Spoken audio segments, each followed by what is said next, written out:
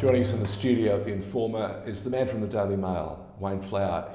You're out and about, but this time we've finally managed to grab you and pull you into the studio because we've got a couple of stories we want to run past you or find out about. And one of them is, I want you to tell me a bit more about this story about a woman in New South Wales, just across the border from Victoria, who has a terminal illness.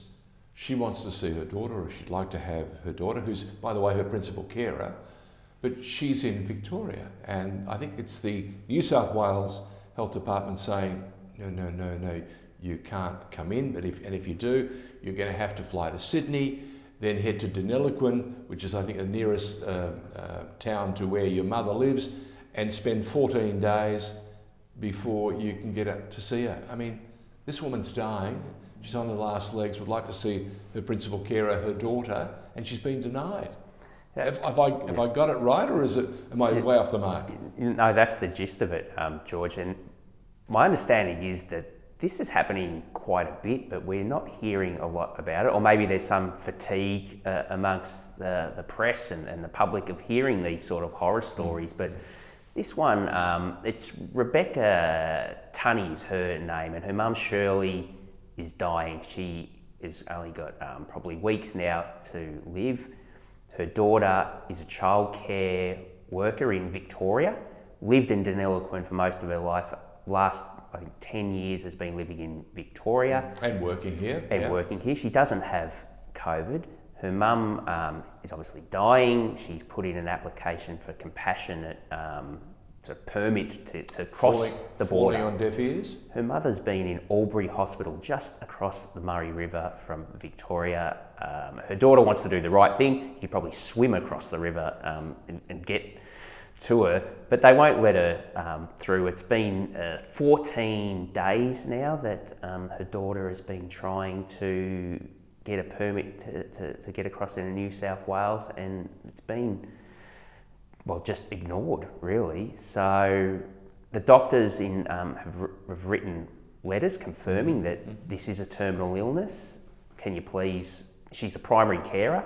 Her mother just wants to, go home to Donikian, have her daughter by her side and die. But it's not being allowed, and it's very has sad. This story got any traction since you've written the story? Has there been any traction or anything happening that might see a better resolution? As far as I know of today, we published a story on it late yesterday. Some of the local press in Donikian, is my understanding, have followed up on that story. I contacted the Minister in New South Wales myself again today. I've had no response, but it's a very familiar feeling when you're dealing with these health departments. I normally only deal with the Victorian Health Department, but New South Wales appears not much better. The DHHS in Victoria has come under fire on about 50 different levels for a host of different things. What's this I'm hearing? It's holding a grandmother hostage?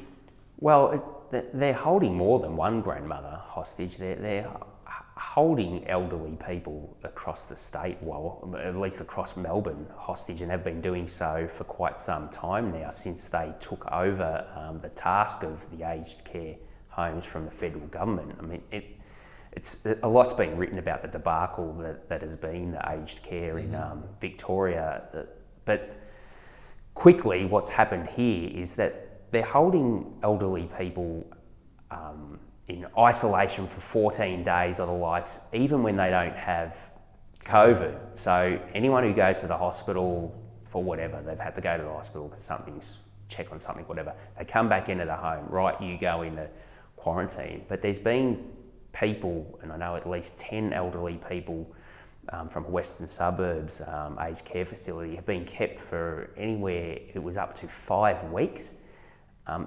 Away from their rooms. All these elderly people want to do is say, look, we know you're not going to cut us loose, but can we please just go back to my room? It's familiar.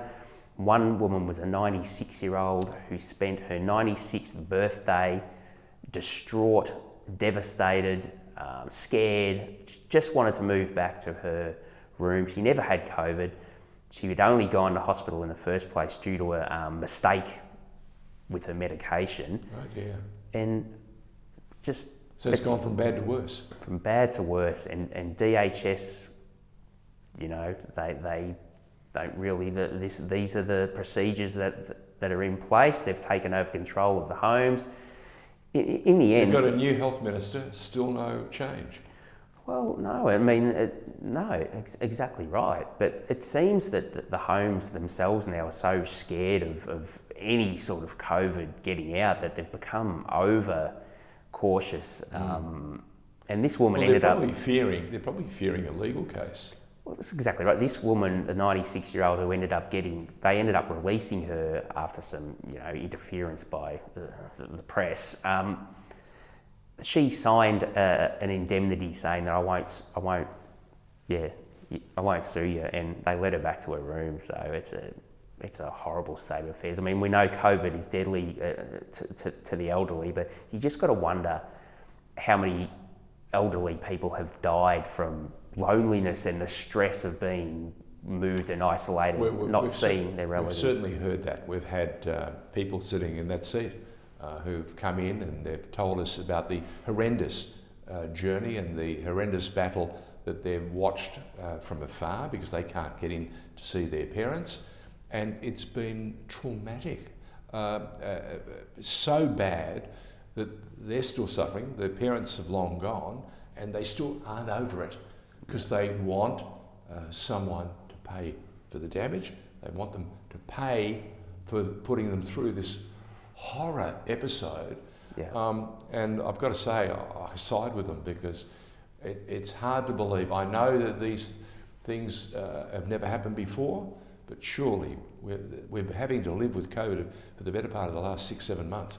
Surely we must be better at it, and it doesn't seem to be the case. No, yeah, exactly right. Things should be like. Are you over COVID at the moment? Are you like a great many Victorians, especially Melburnians, who want to get a tick from the Premier, who is finding it increasingly difficult these days to get a pass from some of your colleagues in the media? Apparently the presses are getting tougher and tougher and tougher, if we're to believe the Premier. Well, Premier Daniel Andrews won't allow me into his press conferences. He said, no, so I'm not welcome. But I am over COVID, but you know, it's just an endless supply of stories. You just keep churning them out, and stories that you would think under normal non-COVID conditions, you'd say, wow, this is a huge story. They come and go just so quickly. There's so many of them. I've lost count of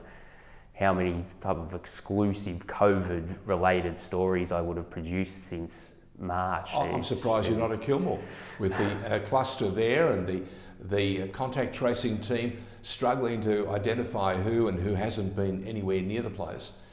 It's been a minefield of challenges. Yeah.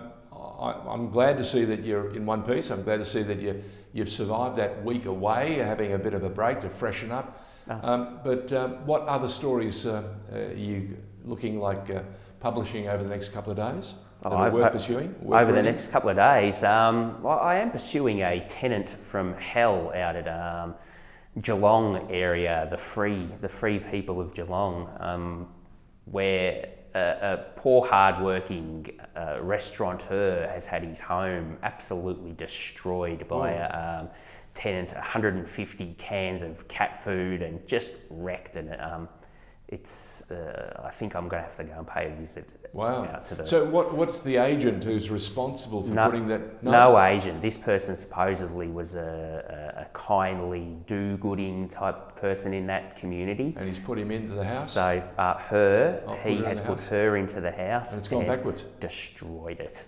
Yeah, not good. And this bloke has to effectively sell that house because his business has gone broke through COVID. So it's a horrible, horrible situation. But if you want to know any more about what Wayne Flower's up to, make sure you grab a copy of the Daily Mail.